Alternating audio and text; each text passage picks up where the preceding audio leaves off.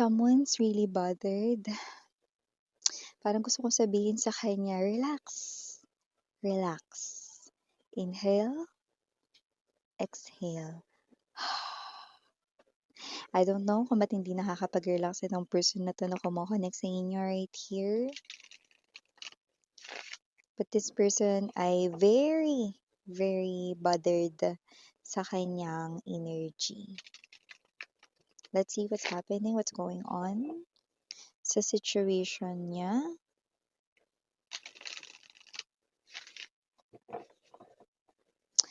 I'm actually hearing his or her heartbeat. Tig, tig, tig, tig, tig, tig. Yeah. Relax.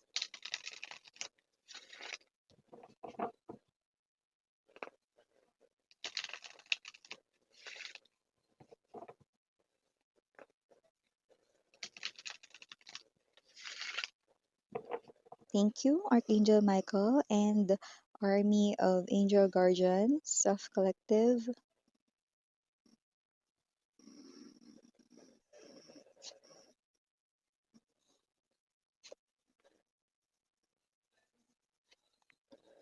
Oh, 왜 그래?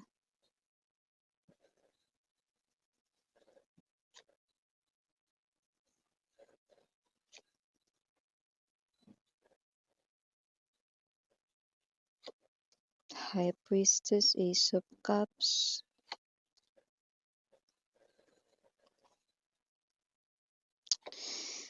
어쩐지.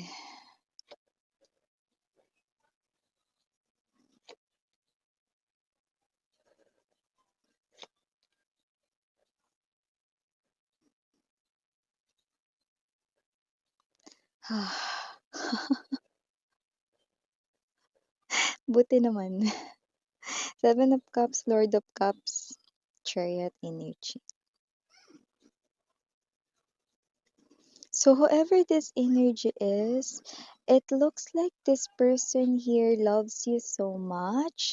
High Priestess, Ace of Cups energy. But with the Ten of Candles and the Six of Coins right in here and the very strong double energy right there, this person keeps on pushing you away, okay? But take note of what I've said a while ago or seconds ago. This person loves you so much, but this person is trying to hide or keep it inside, okay?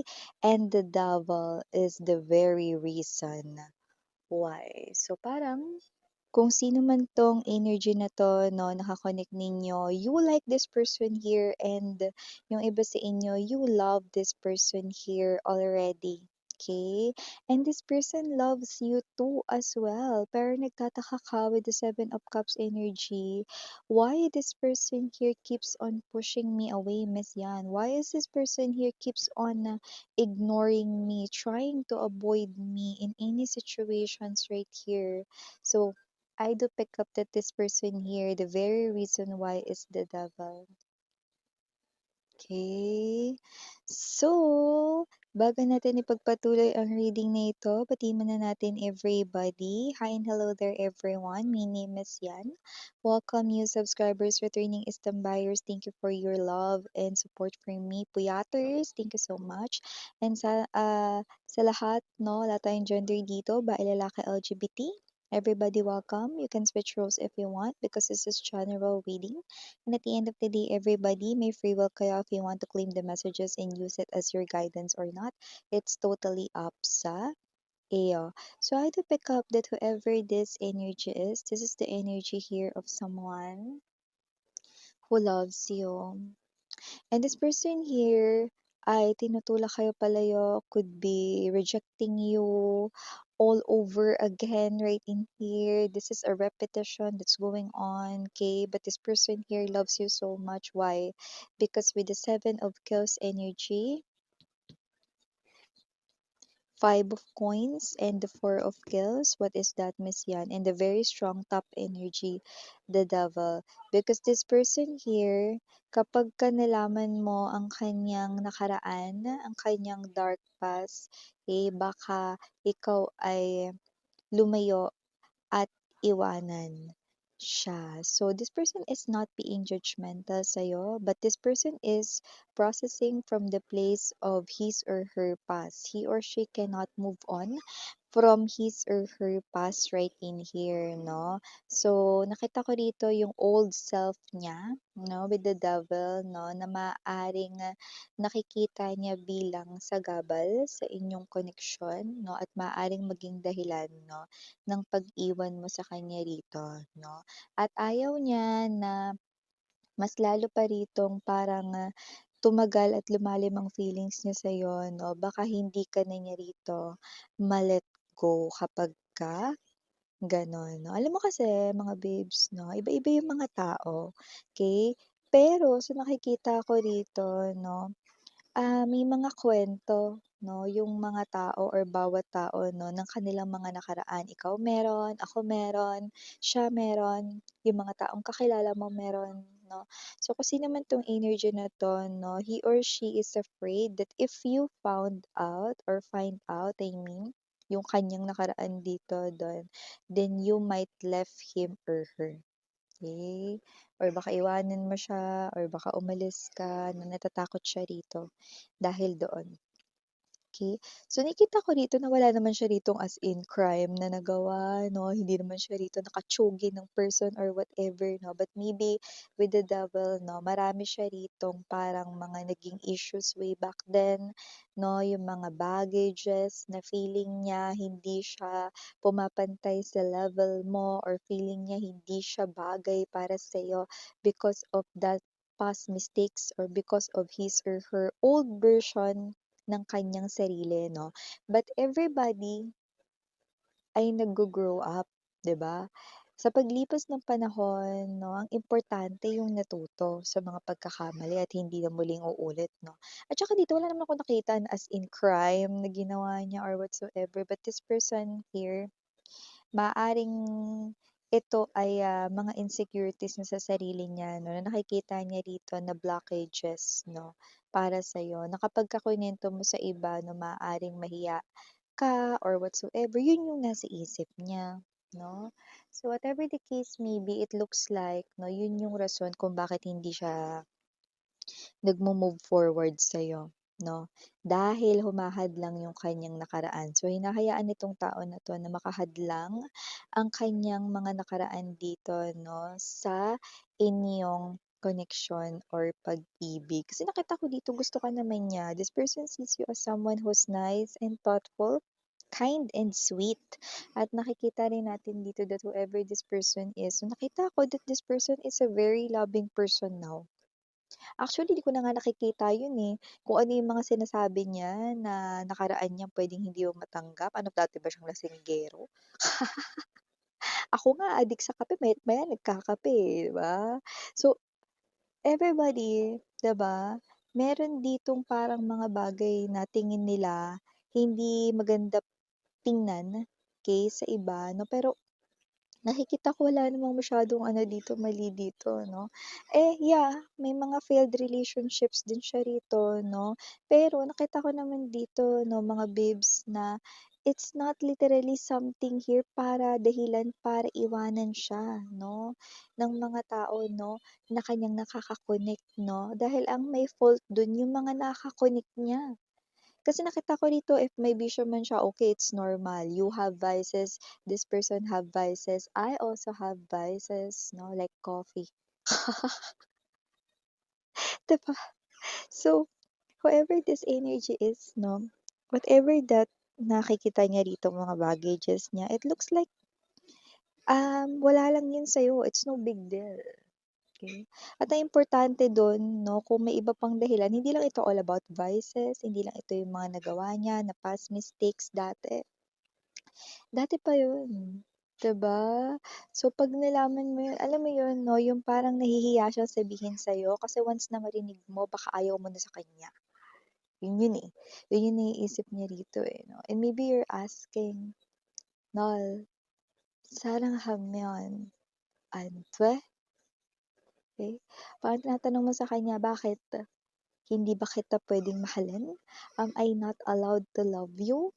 just because you have this darkness, dati, noon yun, past na yun, past is past. The person standing in front of me right now is no longer the old version of yourself. Okay? So, kailangan iwanan mo na yun. Yan, no? Alam mo, ikaw lang ang makakatulong sa person mo na makalimutan at matanggal niya yung fear na yan, no?